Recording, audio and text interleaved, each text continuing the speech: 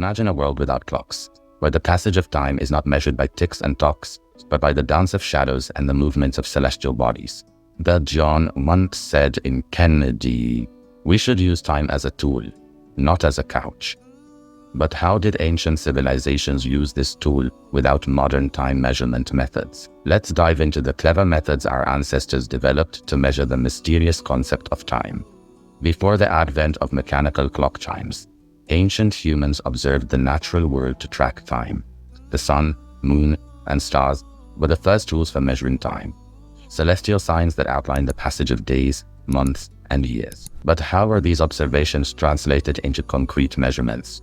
Let's explore the fascinating ways time was measured in ancient times, which were as diverse as the cultures that created them.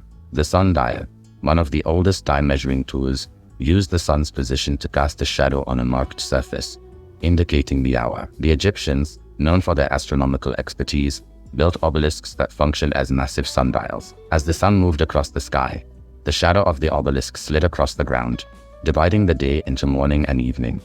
Can you imagine measuring time by the length and direction of a shadow? Water clocks, or Clepsydra, were another clever invention.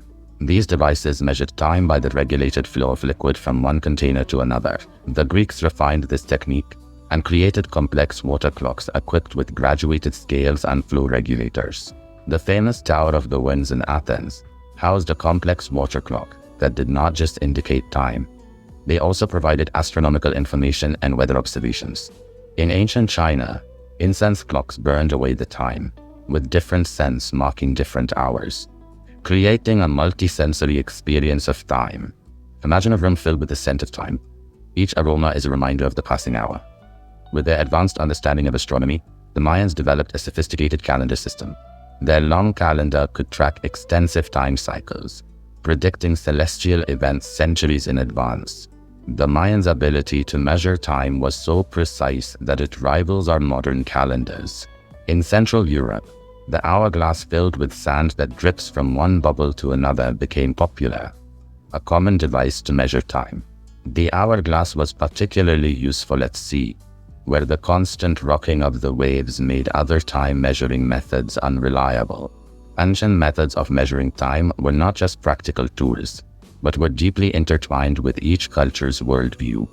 Time measuring devices often held religious and ritual significance, setting the rhythm of rituals and festivals. How do you think our perception of time would change if we still used these old methods? As we've seen, ancient timekeeping methods were diverse and ingenious, reflecting the creativity and skill of early civilizations. They monitored the environment, utilized natural resources, and developed complex systems to measure and understand time. And these early inventions laid the foundation for the precise timekeeping we rely on today. In our fast-paced world, we often take for granted the ability to look at the clock and know the exact time. But the journey to this point took thousands of years, a testament to human intelligence and our ongoing quest to define the most urgent and mysterious flow of life.